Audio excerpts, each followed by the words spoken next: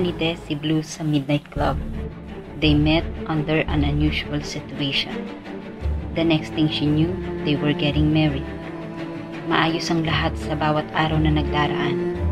Ngunit nakapagtatakang halos hindi sila nagpapanagpo ni Blue sa bahay.